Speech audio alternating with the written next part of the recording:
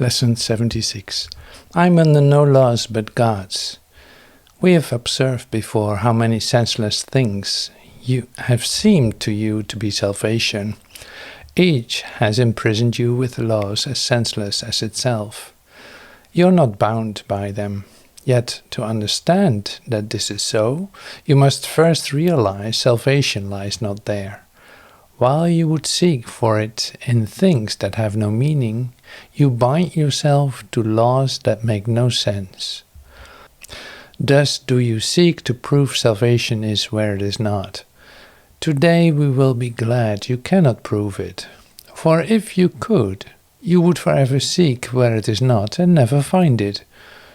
The idea for today tells you once again how simple is salvation. Look for it where it waits for you, and there it will be found. Look nowhere else, for it is nowhere else. Think of the freedom in the recognition that you are not bound by all the strange and twisted laws which you have set up to save you. You really think that you would starve unless you have stacks of green paper strips and piles of metal discs. And really think a small round pellet or some fluid pushed into your veins through a sharpened needle will ward off death. You really think you are alone unless another body is with you. It is insanity that thinks these things. You call them laws and put them under different names in a long catalogue of rituals that have no use and serve no purpose. You think you must obey the laws of medicine, of economics, of health. Protect the body and you will be saved. These are not laws, but madness. The body is endangered by the mind that hurts itself. The body suffers that the mind will fail to see it. It is the victim of itself. The body's suffering is a mask the mind holds up to hide what really suffers. It would not understand it is its own enemy, that it attacks itself and wants to die. It is from this your laws would save the body. It is for this you think you are a body. There are no laws except the laws of God. This needs repeating over and over until you realize that it applies to everything that you have made in opposition to His will. Your magic has no meaning. What it is meant to save does not exist. Only what it is meant to hide will save you. The laws of God can never be replaced. We will devote today to rejoicing that this is so. It is no longer a truth which we would hide. We realize instead it is a truth which keeps us free forever.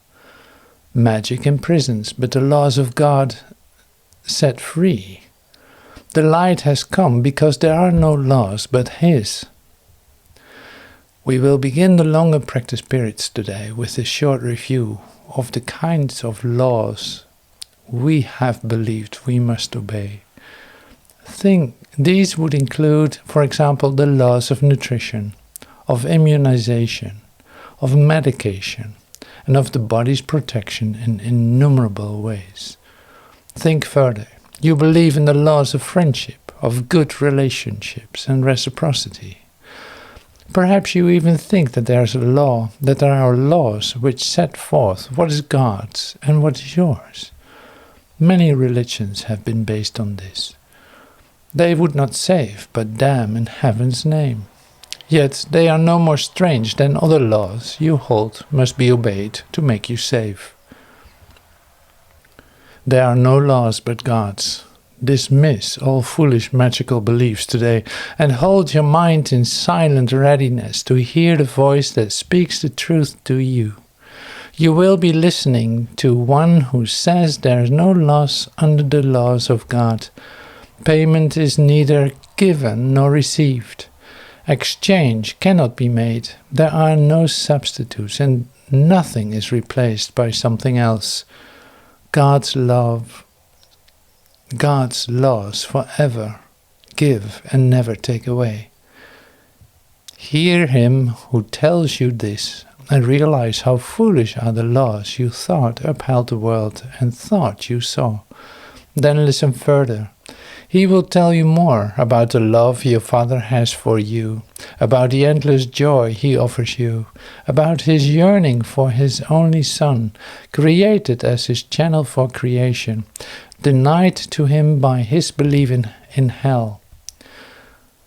Let us today open God's channels to him and let his will extend through us to him. Thus is creation endlessly increased. His voice will speak to us, as well as of the joys of heaven which his laws keep limitless forever. We will now repeat today's idea until we have listened and understood there are no laws but God's. Then we will tell ourselves as a dedication with which the practice period concludes. I'm under no laws but God's.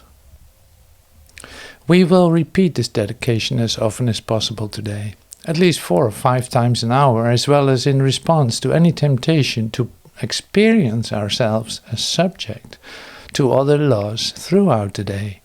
It is our statement of freedom from all danger and all tyranny. It is our acknowledgement that God is our Father and that his Son is saved. I am under no laws but God's.